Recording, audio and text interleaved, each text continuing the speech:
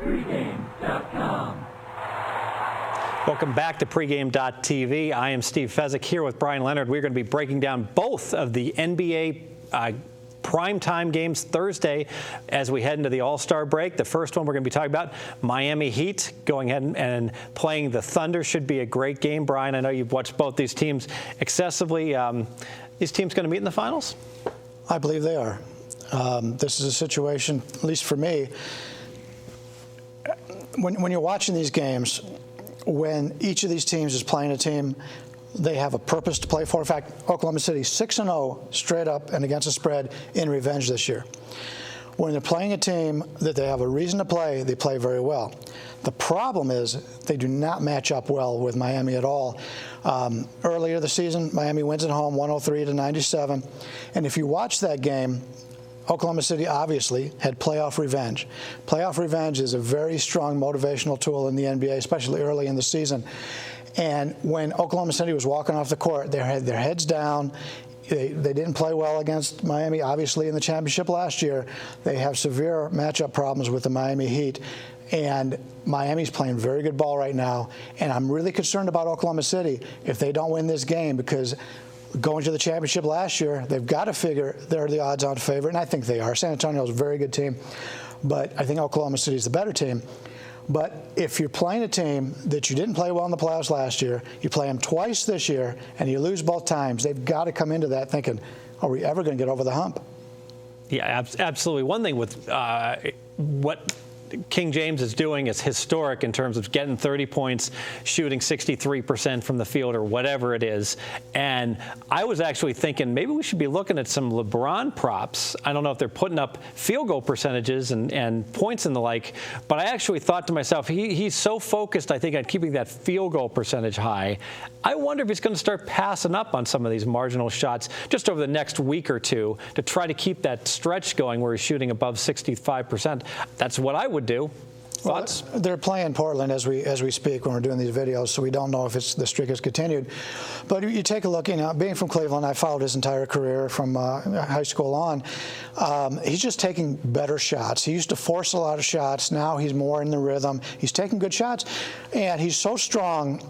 A player could be right in his face. He could be fading back, and he's so strong he can still hit that shot, which is pretty much an accomplishment in the NBA. And his footwork and with his post moves is totally different from what it ever was. I saw a breakdown on that on ESPN showing how his inside game is just phenomenal. And you got to pick your poison. Do you double him and give up an uncontested three, or do you let him take a 68%, 7-footer off the backboard?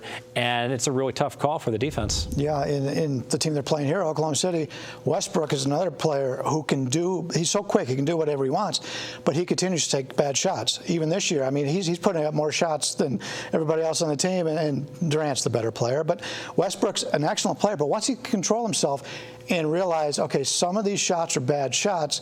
I mean, there's been a lot of good point guards over the years. It took him a while to learn it. When he gets to that point, Oklahoma City is going to be a very good team, even better than they are now. No doubt that Miami, you've got at the absolute pinnacle, just absolute eliteness, and now Oklahoma City probably take, what do you think, a couple more years before they can get a championship? I think they may get it next year. Miami's players are getting older. Wade's playing very good right now, but he's had an injury past. Bosch isn't the same player as he was earlier.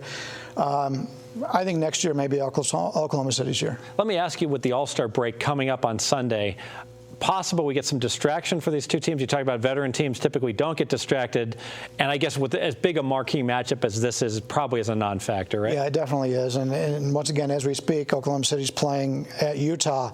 That's one of those games, the matchup situation would favor Oklahoma City. Utah on altitude, but at this point, it's not even halftime yet, so we don't know what happened. I really want Oklahoma City to win this game. I don't want them coming in off a loss, because they've been excellent off a loss all year long. And then, obviously, 6-0 playing in revenge, but I just think the matchups here favor Miami. Sounds to me like you're going to keep betting Miami until Oklahoma City can prove that they can go ahead and knock this team off. Exactly. Let's go ahead and make it official for a free play then. All right, it gave a lot of good stats on Oklahoma City, but I just don't like this matchup here against Miami. Miami is in their head. You could see it when they played the last game. Oklahoma City is just frustrated. And when you get a team as good as Oklahoma City, who beats up on anybody they play, especially when they have something to prove, If they can't beat a team, it's real frustrating. We've already seen the way Oklahoma City, some of their players have been this year, walking off the court before the game is over. Mostly Westbrook, but overall, I think Oklahoma City, this is a game they really need, but I just don't like the matchups, and we're going to be getting points here with Miami. We'll take the Miami Heat as a dog, and you don't get to see that very much during the season. Playing great ball, we'll take the Heat here. I think I'm going to bump up head-to-head with you here, because I think the fact that I lost in the finals last year, these guys already beat me once, I have to win this game. I really think Oklahoma City is the team, especially with the All-Star break coming up. The more I think about this, Miami's probably already thinking about the festivities and the party, and I think the game means more to Oklahoma City. It definitely doesn't mean more to Oklahoma City, but Miami knows if they beat them here, it's going to be in their mind when they play them in the finals, and they've got to realize that that's the team they're probably going to have to beat to win the championship. Very good. I think excellent analysis on that game. Stay with us at pregame.tv, because you talk about a nice rivalry that's building. We're going to go to the Battle of L.A. here on Thursday. Clippers, Lakers. Talking about Bryan Leonard said the Lakers are not going to make the playoffs, and it's getting closer to 50-50. We'll see what happens. This will be a key pivotal game. We'll break it down here on pregame.tv.